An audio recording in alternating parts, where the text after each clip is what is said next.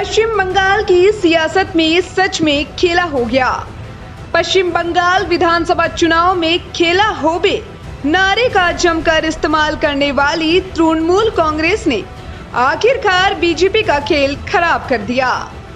एक दीदी बीजेपी की पूरी मशीनरी पर भारी पड़ गई। तीसरी बार बंगाल में ममता बनर्जी का राज तिलक होने जा रहा है। भाजपा ने बंगाल में अपने सारे घोड़े दौड़ा दिए। 2021 चुनाव की सुपरस्टार ममता बनर्जी ही साबित हुई। बीजेपी ने अपना सब कुछ झोंक दिया था। मोदी और अमित शाह की ताबड़तोड़ रैलियां, कोरोना के सेकेंड वेव के बावजूद प्रचार का जोर कमजोर नहीं हो रहा था। बीजेपी पर केंद्रीय एजेंसियों के जरिए विपक्ष को धमकाने के आरोप भी लगे।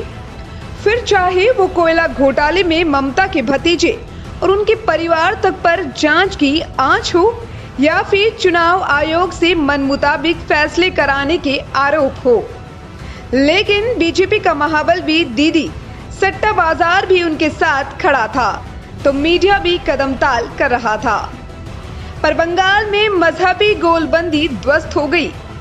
बीजेपी ने तो श्रीराम को भी चुनावी दांव पर लगा दिया था, पर कुछ काम नहीं आया।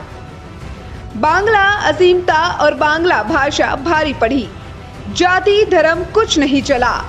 मां काली को पूजने वाले बंगाल ने स्त्री असीमता की वोट से रक्षा ही नहीं की, बल्कि महाबली को भाषा की मर्यादा भी सिखा दी। नतीजा रहा, ममता बनर्जी की पार्टी ने 200 का आंकड़ा पार कर लिया है, जबकि भारतीय जनता पार्टी 90 के आंकड़े तक भी नहीं पहुंच पा रही है। नंदीग्राम में भी करीबी मुकाबला होने के बावजूद ममता दीदी जीत गई।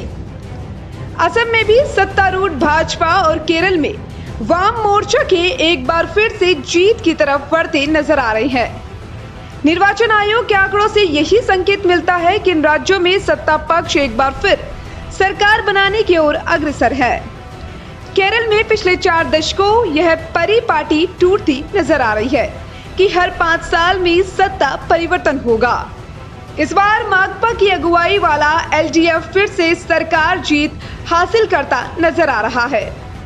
ये गठबंधन के 2 प्रमुख घटक माकपा और बाकपा कुल 71 सीटों पर आगे हैं। राज्य में कुल 140 विधानसभा सीटें हैं।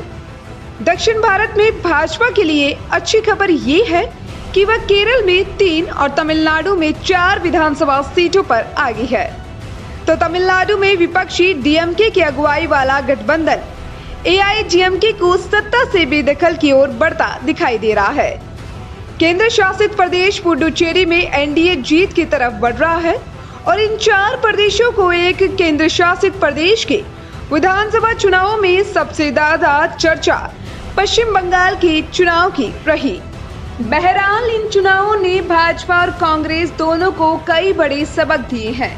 जहां एक और कांग्रेस का बेहद निराशाजनक प्रदर्शन रहा, तो वहीं भाजपा भी वो कमाल नहीं दिखा पाई जो एग्जिट पोल के आंकड़े और खुद भाजपा दावा कर रही थी।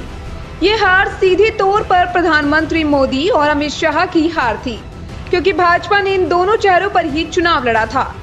खैर, अब 5 राज्यों में किसका होगा राज तिलक, इसकी तस्वीर साफ हो गई है। ब्यूरो रिपोर्ट, दी फैक्ट इंडिया।